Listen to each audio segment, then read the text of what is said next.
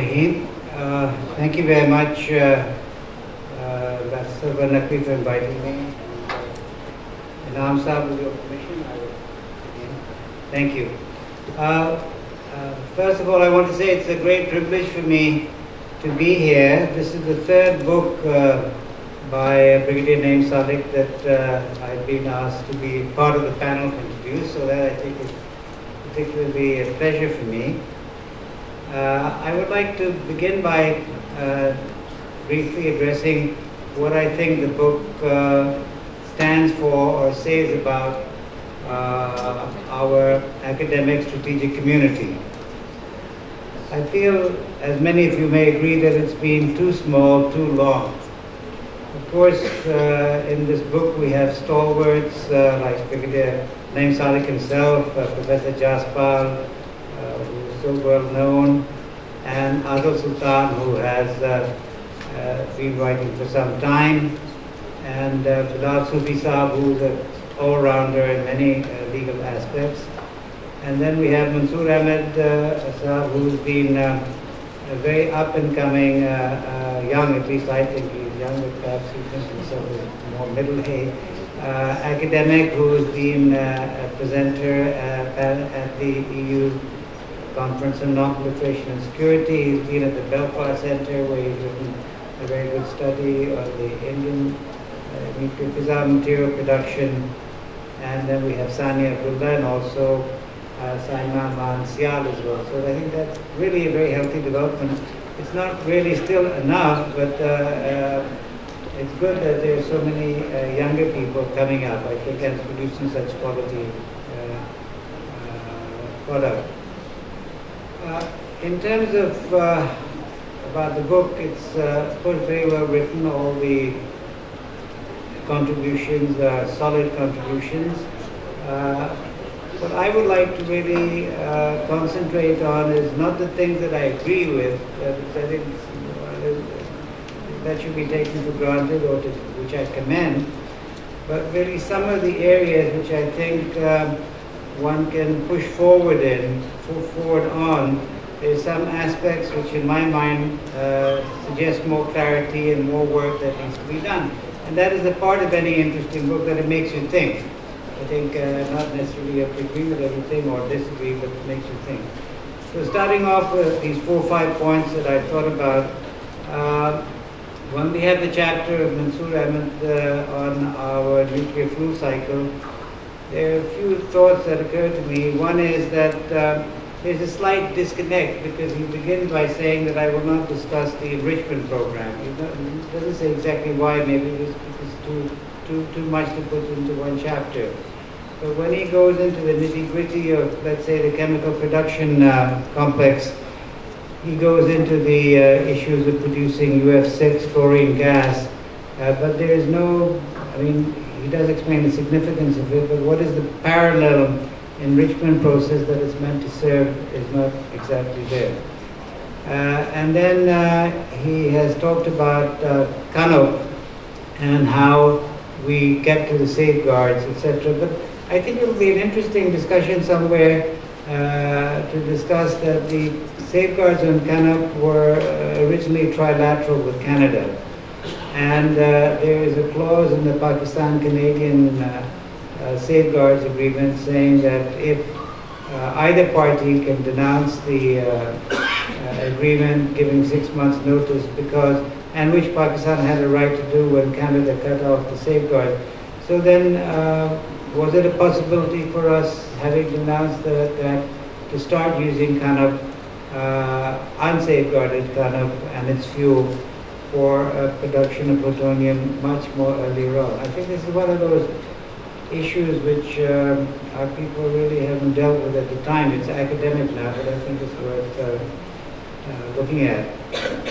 Then in terms of the French reprocessing plant, which he's also dealt with fairly adequately, and the French withdrawal, I think it's worth noting that this was one of the first safeguards agreement, which was a pursuit safeguards agreement. That if we had taken the French reprocessing plant, it would have precluded us from subsequent enrichment plants based on the same Purex process. I think that points are always useful to go into and go forward. Of course, the bedrock of the book is very much Brigadier Inam-ul-Haque's 3 chapters and his conclusion, and I will, instead of the nuclear safety and security, I will just touch on his evolving nuclear doctrine, prospect, future posture for Pakistan, nuclear posture, and then his conclusion. I think the really interesting thing here is, to my mind, is that for a number of years, especially from the time of his second book, in terms of the Brigadier Sadiq has been grappling between this issue of whether the full spectrum doctrine somehow is really quite compatible with minimum nuclear deterrence. And here in his first chapter, he's also talked about we're moving, would this be considered a war-fighting mode? And this is one of the things we have in our talks, or the last talks with India, that this question of war-fighting, as opposed to our projection and our statement that these are basically weapons of deterrence, just like all nuclear weapons are weapons of deterrence. And in his future force posture, he is again, in a sense, while nuclear deterrence, as everybody says, is not static, it's dynamic, in a sense he's also projecting up to 2025, at least within that limited universe of this chapter, that the situation bilaterally with India is more or less the same. But in the end, in his final conclusions, summing up, he does then go back to say that we need more CBMs, we need to have better political solutions, etc. And then I think he also squares the circle, because in the end he does say that full spectrum is compatible with a credible minimum deterrence. So I think that's an interesting evolution of his thought that I've seen in the last 4 or 5 years. How he's pinpointed a very significant issue, how he's dealt with it over a few years, and how he's come back towards that as well. He has, in one of his areas, said that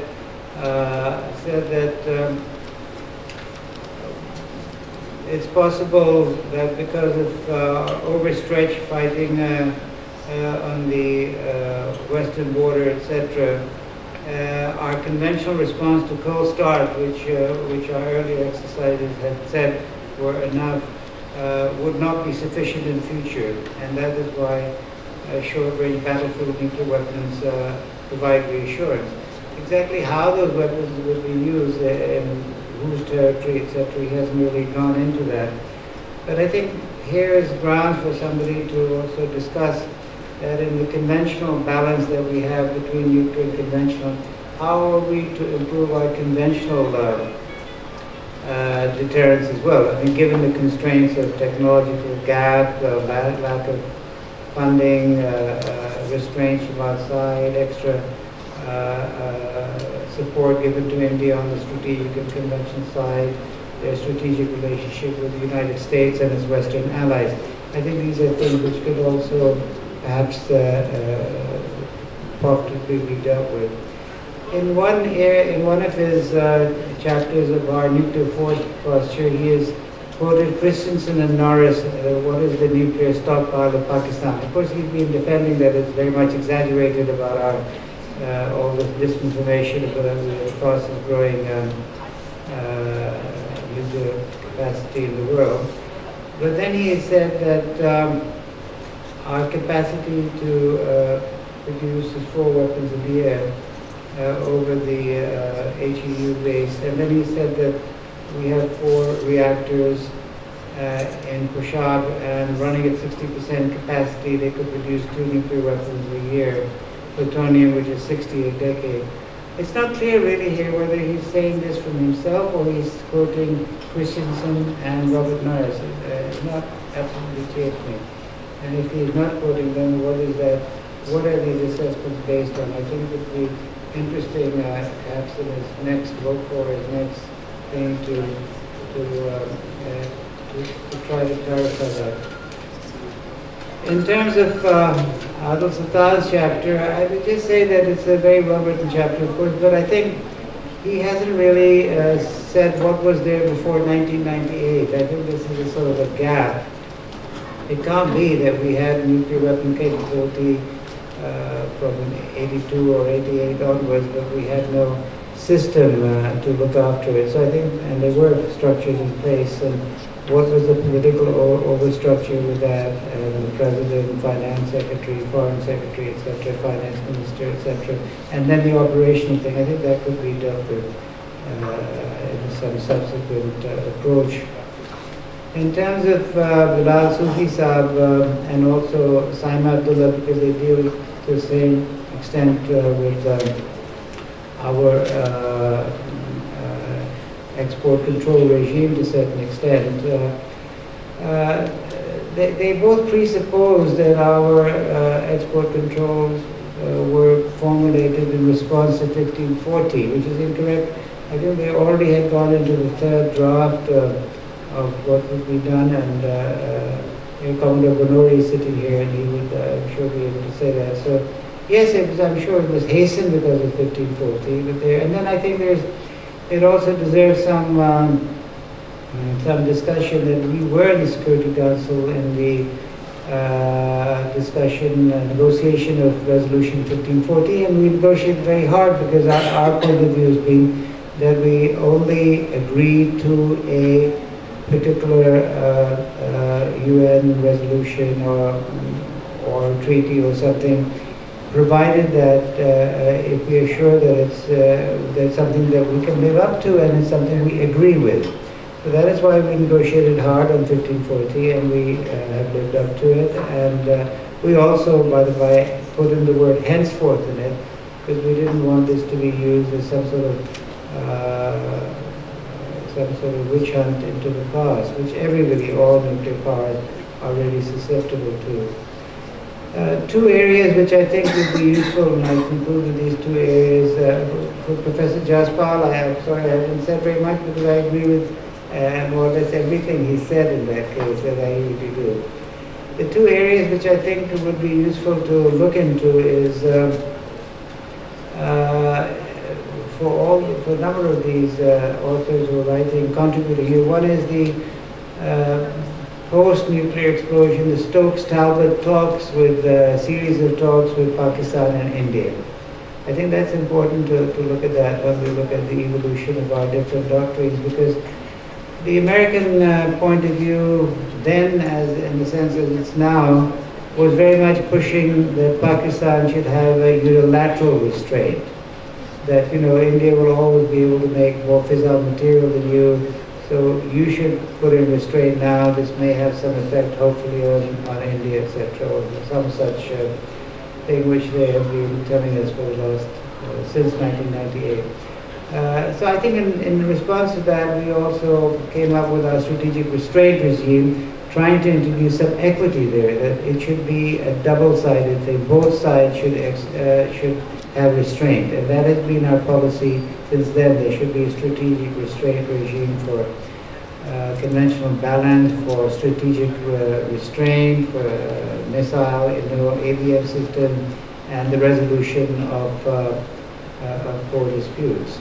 I think that's one thing which is important. The other thing is, one of the three pillars of these talks was export controls, and I think in retrospect, because our program was more or less all controlled by the government, we didn't pay enough attention to the export control part, and therefore lacuna developed out there. I think this is it was something that in retrospect we could have paid more heed to and done more about, as we later on ourselves said. The last point that I make is that which hasn't quite been addressed in this book, is who makes nuclear doctrine. I think at the top, of course, it's the political leadership that, we are responsible for nuclear power. That is the basic thing, but who makes doctrine?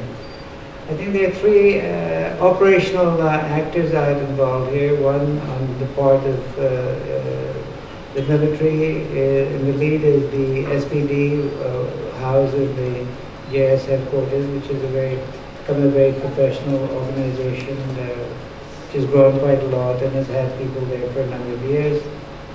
Then there's the Ministry of Foreign Affairs, which has remained rather small, I think, in that case. And at the risk of repeating myself, I remember we once did a presentation to President Musharraf, and there was the DG, I was there as the Additional Secretary, there was an SO who's now the DG UN, or DG Disarmament, and he ran the projector.